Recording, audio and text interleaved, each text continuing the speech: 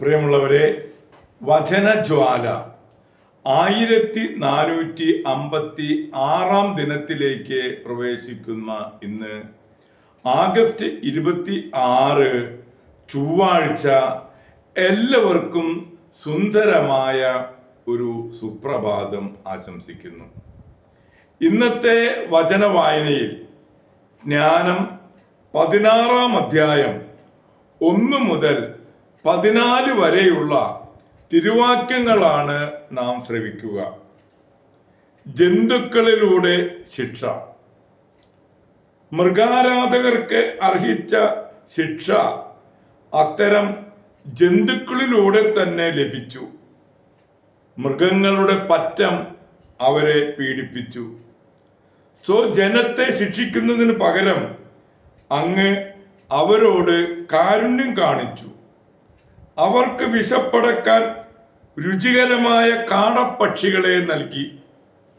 ഭക്ഷണം കൊതിച്ച് വൈരികൾക്കാകട്ടെ അരോചകമായ വിചിത്ര ജീവികളെ അയച്ചു. ജനത്തിന്റെ അല്പകാലത്തെ ദാരിദ്ര്യത്തിന് ശേഷം അങ്ങ് അവർക്ക് വിശിഷ്ട ഭോജ്യങ്ങൾ നൽകി. ആ മർദ്ദകർക്ക് കഠിന ദാരിദ്ര്യം നൽകുക ആവശ്യവുമായിരുന്നു. ശത്രുക്കളെ എത്രമാത്രം അങ്ങ് പീഡിപ്പിച്ചുവെന്ന് അങ്ങയുടെ ജനത്തെ ഇതുവഴി കാണിച്ചു കൊടുത്തു. അവിടുത്തെ ജനം വന്യമൃഗങ്ങളുടെ ക്രൗര്യത്തിനിടയാവുകയും സർപ്പദർശനമേറ്റ് നശിക്കുകയും ചെയ്തപ്പോൾ അങ്ങയുടെ ക്രോധം നീണ്ടു നിന്നില്ല. അവർ അല്പകാലം താക്കീതെന്ന നിലയിൽ പീഡനമേറ്റു. അങ്ങയുടെ നിയമത്തിലെ അനുശാസനങ്ങൾ ഓർമ്മിപ്പിക്കാൻ അവർക്ക് രക്ഷയുടെ അടയാളം നൽകി. അതിലേക്ക് നോക്കിയവർ രക്ഷപ്പെട്ടു. അവർ കണ്ട വസ്തുവിനാലല്ല, എല്ലാറ്റിൻ്റെയും രക്ഷകനായ അങ്ങ് മൂലം രക്ഷപ്പെട്ടു.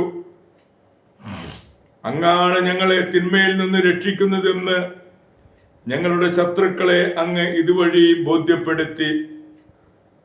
വെട്ടുകിളികളുടെയും ഈച്ചകളുടെയും ഉപദ്രവത്താൽ അവർ മരിച്ചു വീണു. അവർക്ക് ഉപശാന്തി ലഭിച്ചില്ല. ഇത്തരത്തിലുള്ള ശിക്ഷയ്ക്ക് അവർ അർഹരായിരുന്നു. അങ്ങയുടെ മക്കളെ വകവരുത്താൻ വിഷസർപ്പത്തിന്റെ പല്ലിനും കഴിഞ്ഞില്ല. അങ്ങയുടെ കാരുണ്യം രക്ഷയ്ക്കെത്തി അവരെ സുഖപ്പെടുത്തി. അങ്ങയുടെ കൽപ്പനകൾ അനുസരിപ്പിക്കാൻ അവർ ദംശിക്കപ്പെട്ടു. എന്നാൽ അവിടുന്ന് അവരെ അതിവേഗം രക്ഷിച്ചു. അല്ലെങ്കിൽ ആഴമുള്ള വിസ്മൃതിയിലാണ്ട് അങ്ങയുടെ കാരുണ്യം അനുഭവിക്കാൻ അവർക്ക് ഇടയാകാതെ പോകുമായിരുന്നു. കർത്താവേ, മരുന്നോ ലേപനൌഷധമോ അല്ല, എല്ലാവരെയും സുഖപ്പെടുത്തുന്ന അങ്ങയുടെ വചനമാണ് അവരെ സുഖപ്പെടുത്തിയത്. ജീവന്റെയും മരണത്തിന്റെയും മേൽ അങ്ങേക്ക് അധികാരമുണ്ട്. മനുഷ്യരെ പാതാള കവാടത്തിലേക്ക് ഇറക്കുന്നതും അവിടെ നിന്ന് വീണ്ടെടുക്കുന്നതും അവിടുന്നാണ്. ഒരുവൻ തന്റെ ദുഷ്ടതയിൽ മറ്റൊരുവനെ വധിക്കുന്നു. എന്നാൽ വേർപെട്ടു പോയ ജീവനെ തിരിച്ചു കൊണ്ടുവരുവാനോ ബന്ധിതമായ ആത്മാവിനെ മോചിപ്പിക്കാനോ അവനെ കഴിവില്ല. ദൈവത്തിന്റെ തിരുവചനമാണ് നാം ശ്രവിച്ചത്. പ്രിയമുള്ളവരെ, ആഗോള കത്തോലിക്ക സഭയിൽ ഇന്ന് വിശുദ്ധ മറിയം ബൗവാർദിയെ അനുസ്മരിക്കുന്ന പൊൻസുദിനമാണ്. പാലസ്തീനായുടെ ലില്ലിപുഷ്പം, ചെറിയ അറേബ്യക്കാരി എന്നൊക്കെ അറിയപ്പെടുന്ന മറിയം ബൗവാർദി ഉത്തര ഗലീലിയിലെ ഇബെല്ലിനിൽ ജനിച്ചു. ജീരീസ് ബൗവാർദിയും മറിയം ചാഹീനയുമായിരുന്നു മാതാപിതാക്കൾ. അവർ സിറിയയിലെ ഡമാസ്കസിൽ നിന്നുള്ള മെൽക്കൈറ്റ് ഗ്രീക്ക് പാരമ്പര്യം വഹിക്കുന്ന കത്തോലിക്കരായിരുന്നു. മാതാപിതാക്കൾ 12 ആൺകുഞ്ഞുങ്ങൾക്ക് ജന്മം നൽകിയെങ്കിലും ഇളം പ്രായത്തിൽ തന്നെ ഒന്നൊഴിയാതെ അവരെല്ലാവരും മരണമടഞ്ഞിരുന്നു. കണ്ണുനീരോടൊരു കുഞ്ഞിനായി പ്രാർത്ഥിച്ചുകൊണ്ട് അവർ പാലസ്തീനായിൽ നിന്നും ബത്ലഹേമിലേക്ക് കാൽനടയായി തീർത്ഥാടനം നടത്തി. യേശുവിന്റെ തിരുജനനത്തിന്റെ ഗ്രോട്ടോയിൽ പ്രാർത്ഥിച്ചു. ഒരു പെൺകുഞ്ഞിനായി പരിശുദ്ധ കന്യകയോട് പ്രാർത്ഥിച്ചുകൊണ്ട് കുഞ്ഞിന് മറിയം എന്ന് പേരിടുമെന്നും ദൈവ ശുശ്രൂഷയ്ക്ക് സമർപ്പിക്കുമെന്നും നേർച്ച നേർന്നു. അവരുടെ കണ്ണുനീരിനും പ്രാർത്ഥനയും മറുപടിയായി 1846 ജനുവരി 5 പ്രത്യക്ഷീകരണ തിരുനാളിന്റെ തലേനാൾ മറിയം ജനിച്ചു. തുടർന്ന് ബുലോസ് എന്നു പേരായ ഒരു ഇളയ സഹോദരൻ കൂടി ജനിച്ചെങ്കിലും അധികം വൈകാതെ മാതാപിതാക്കൾ രണ്ടുപേരും മരണമടഞ്ഞു. 2ാമത്തെ വയസ്സിൽ മറിയം അനാഥയായി തീർന്നു. അവരുടെ പിതാവിന്റെ അന്തിമ വചസ്സുകൾ പിൽക്കാലത്ത് മറിയത്തോട് പങ്കുവയ്ക്കപ്പെട്ടു. യൗസേപ്പ് പിതാവിന്റെ ചിത്രത്തെ നോക്കി അവരുടെ പിതാവ് മന്ത്രിച്ചു, എത്രയും വലിയ വിശുദ്ധനായ യൗസേപ്പ് പിതാവേ, ഇതാ എൻ്റെ കുഞ്ഞ്. പരിശുദ്ധ കന്യകയാണ് അവളുടെ മാതാവ്. എൻ്റെ മകളെ കൂടി പരിപാലിക്കാൻ കനിയണമേ, അവൾക്ക് പിതാവായിരിക്കണമേ. ഇബന്നിൽ തന്നെ ഉണ്ടായിരുന്ന പിതൃ സഹോദരൻ മറിയത്തെ സംരക്ഷിച്ചു. ഒരിക്കൽ തനിക്ക് സമ്മാനമായി കിട്ടിയ കുഞ്ഞിക്കിളികളെ ബാല്യത്തിന്റെ നിഷ്കളതയാൽ പ്രേരിതയായി കുളിപ്പിക്കുന്നതിന് ശ്രമിച്ചപ്പോൾ അവയ്ക്കെല്ലാം ജീവഹാനി സംഭവിച്ചതിനാൽ വിഷാദം പൂണ്ട അവളുടെ ഹൃദയത്തിലേക്ക് ഒരു സ്വർഗീയ സ്വരമെത്തി. ഇങ്ങനെയാണ് എല്ലാം കടന്നു പോകുന്നത്. എന്നാൽ എനിക്ക് നിന്റെ ഹൃദയം നൽകിയാൽ ഞാൻ നിന്നോടൊത്ത് എന്നെന്നും വസിക്കും. ഈ വാക്കുകൾ അവളുടെ ഹൃദയത്തിൽ ആഴമായി വേരൂന്നി. ദിവ്യനാഥനായ യേശുവിനെ സ്വയം സമർപ്പിക്കുന്നതിനെ അവൾ തീരുമാനമെടുത്തു. തനിക്ക് വന്ന വിവാഹാലോചനകളെ അവൾ നിരസിച്ചു. എതിർപ്പുകളുടെ മധ്യേ പരിശുദ്ധ കന്യകയുടെ തിരുസ്വരൂപത്തിന് മേൽ പ്രാർത്ഥിച്ചിറങ്ങവേ, മറിയം, ഞാൻ നിന്നോടൊത്തുണ്ട്. ഞാൻ നിനക്ക് നൽകുന്ന പ്രചോദനത്തെ പിന്തുടരുക. ഞാൻ നിന്നെ സഹായിക്കും എന്നൊരു ആന്തരിക സ്വരം അവൾ കേട്ടു. താമൊരുക്കിയ വിവാഹം മറിയം നിരസിച്ചതിനാൽ ക്രുദ്ധനായ പിതൃ സഹോദരൻ ഒരു വേലക്കാരി ഉടന്നതിനേക്കാൾ ഹീനമായി അവളോട് പെരുമാറി. താർഷീഷിലായിരുന്ന തന്റെ സഹോദരൻ ബുലോസിനെ വിവരം അറിയിക്കുന്നതിന് മറിയം തീരുമാനിച്ചു. സഹായത്തിനായി അവൾ ഇസ്ലാം മതവിശ്വാസിയായ ഒരു വേലക്കാരന്റെ സഹായം തേടി. പരീക്ഷീണയായ ആ യുവതിയുടെ വികാരങ്ങളെ മുതലെടുത്തുകൊണ്ട് അയാൾ അവളെ ഇസ്ലാം മതത്തിലേക്ക് ക്ഷണിച്ചു. ആ ക്ഷണം നിരസിച്ച മറിയത്തെ അയാൾ ആക്രമിച്ചു. വാളൂരി അവളുടെ കഴുത്തിൽ വെട്ടി. മാരകമായി മുറിവേറ്റ മറിയം മരിച്ചെന്ന് കരുതി അവളെ ഇടവഴിയുടെ ഇരുളിൽ ഉപേക്ഷിച്ചിട്ട് അയാൾ ഓടിപ്പോയി. എന്നാൽ നീലവസ്ത്രമണിഞ്ഞ് പ്രത്യക്ഷപ്പെട്ട പരിശുദ്ധ മറിയം അവളെ മരണത്തിൽ നിന്ന് രക്ഷിച്ചു. ഒരു ഗുഹയിലെ സുരക്ഷിത സങ്കേതത്തിലേക്ക് മറിയം സംവഹിക്കപ്പെട്ടു.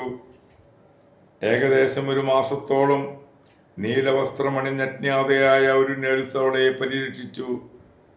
മുറിവ് സൗഖ്യമായപ്പോൾ ആ സ്ത്രീ അവളോട് പറഞ്ഞു, ഇനിയൊരിക്കലും നീ എൻ്റെ കുടുംബത്തെ കാണുകയില്ല. ഫ്രാൻസിലേക്ക് പോയി അവിടെ ഒരു സന്യാസിനിയാകും. വിശുദ്ധ തെരേസയുടെ മകളാകുന്നതിന് മുമ്പ് നീ യൗസേപ്പ് പിതാവിൻ്റെ ശിശുവായിരിക്കും. കാർമലിൻ്റെ ഒരു ഭവനത്തിൽ നീ സഭാവസ്ത്രം സ്വീകരിക്കും. 2ാമത് ഭവനത്തിൽ നീ വ്രതവാഗ്ദാനം നടത്തും. ബെത്ലഹേമിലെ 3ാമത്തെ ഭവനത്തിൽ വെച്ച് നീ മരിക്കും.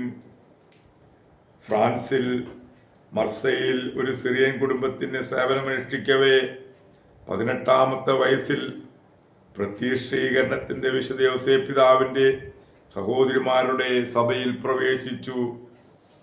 മറിയത്തിനുണ്ടായ ആത്മീയ പാരവശ്യങ്ങളും പഞ്ചക്ഷതങ്ങളും അധികാരികളിൽ പലരെയും അസ്വസ്ഥരാക്കുകയും അവർ അവളെ തിരസ്കരിക്കുകയും ചെയ്തു.